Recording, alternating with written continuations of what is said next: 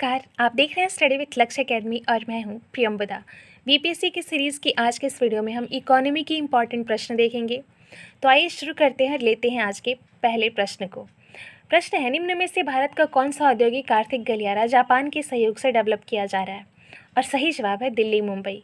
Delhi Mumbai Japan के सहयोग से डेवलप किए जाने वाला गलियारा है, जिसके लिए 2006 में भारत सरकार और जापान की सरकार के बीच मेमोरेंडम ऑफ अंडरस्टैंडिंग पर हस्ताक्षर किया गया था। यह गलियारा 7 राज्यों से होकर जाएगा, जिन राज्यों को आपको ध्यान में रखना होगा, क्योंकि अगली बार ये भी पूछा जा सकता है कि दिल्ली मुंबई गलियारा किन किन राज्यों से होकर गुजरता है। तो ये राज्य हैं दिल्ली, उत्तर प्रदेश, हरियाणा, राजस्थान, गुजरात, महाराष्ट्र और मध्य प्रदेश।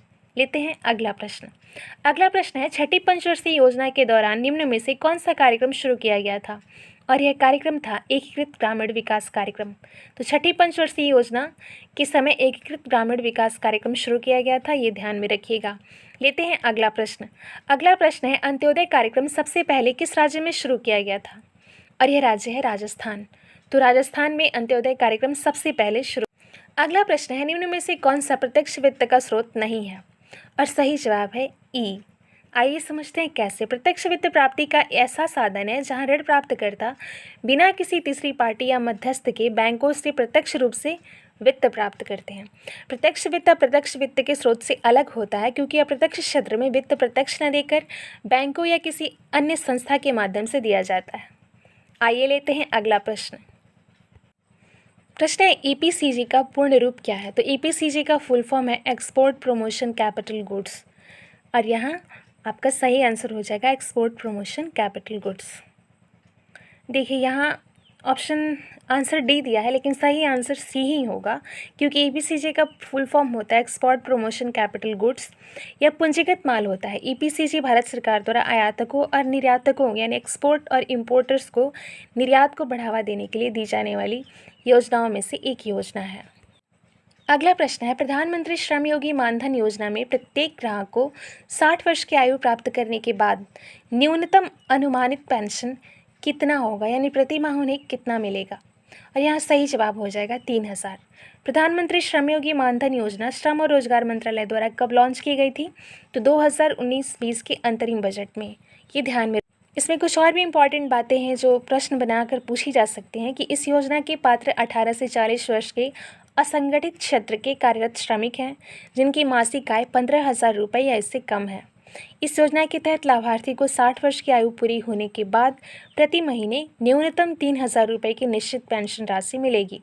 तो ये सारे पॉइंट्स ध्यान में रखिएगा कि इसकी शुरुआत कब हुई, 19-20 में। इसके पात्र व्यक्ति कौन है? 18 से 40 वर्ष के असंगठित क्षेत्र में कार्यरत श्रमिक। और कितनी आयु पूरी होने के बाद 3,000 रुपये मिलेंगे? 60 वर्ष की आयु पूरी होने के बाद। लेते हैं अगला प्रश्न। भारत में न्यूनतम समर्थन मूल्य का निर्धारण कौन करता है? और सही जवाब है कृषि लागत और मूल्य आयोग। निर्धारण नहीं करता, ये अपनी राय देता है, लेकिन यहाँ सही जवाब बोर्ड की तरफ से भी यही दिया गया था, यानी बीपीएससी की तरफ से भी यही जवाब आया था कि कृषि लागत और मूल्य आयोग। आइए देखते हैं एक्सप्लेनेशन। न्यूनतम समर्थन मूल्य कृषि मूल्य में किसी भी तेज गिरावट के विरुद्ध फसल उत्पादकों को सुरक्षा देने के लिए भारत सरकार द्वारा किया जाने वाला बाजार हस्तक्षेप का एक रूप है। कृषि लागत और मूल्य आयोग की सिफारिशों के आधार पर कुछ फसलों की बुआई के मौसम की शुरुआत में न्यूनतम मूल्य समर्थन की घोषणा की जाती है।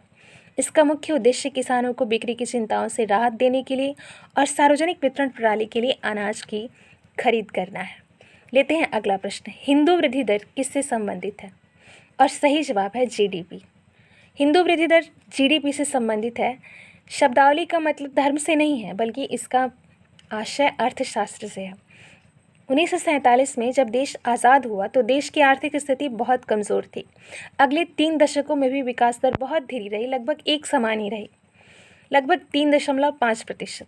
1970 के दशक में जाने माने अर्थशास्त्री प्रोफेसर राजकृष्ण ने इस धीमी विकास दर को हिंदू वृद्धि दर कहा, क्योंकि हिंदू भी अपनी जो पहली रूढ़िवादी संस्कृति है उससे बाहर नहीं निकलना चाहते हैं। ठीक इसी तरह हमारी जो अर्थव्यवस्था थी वो 3.5 से बाहर नहीं निकल पा रही थी, इसलिए इन्होंने ऐसा कहा था। तो नाम ध्यान में रखिएगा, किसने कहा था? प्रोफेसर राजकृष्ण ने। कब? 1970 के दशक में। तो लेते हैं अगला प्रश्न। 12वीं पंचवर्षीय योजना के दौरान कृषि और सहायक क्षेत्र के लिए निम्न में से किस एक औसत वार्षिक दर का लक्ष्य रखा गया था? और सही जवाब है 4.0। तो 12वीं पंचवर्षीय योजना का कार्यकाल था 2012 से 17।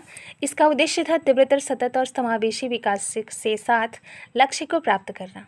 यह भारत की अंतिम पंचवर्षीय योजना थी, ये ध्यान में रखिएगा, क्योंकि इसके बाद नीति आयोग लागू हो गया 2015 से, और इसका लक्ष्य 9% रखा गया था, जिसे राष्ट्रीय विकास परिषद ने अनुमोदित किया था, क्योंकि हर लक्ष्य को या हर योजना को राष्ट्रीय विकास परिषद ही अनुमोदित करता है और इसके अध्यक्ष प्रधानमंत्री होते हैं।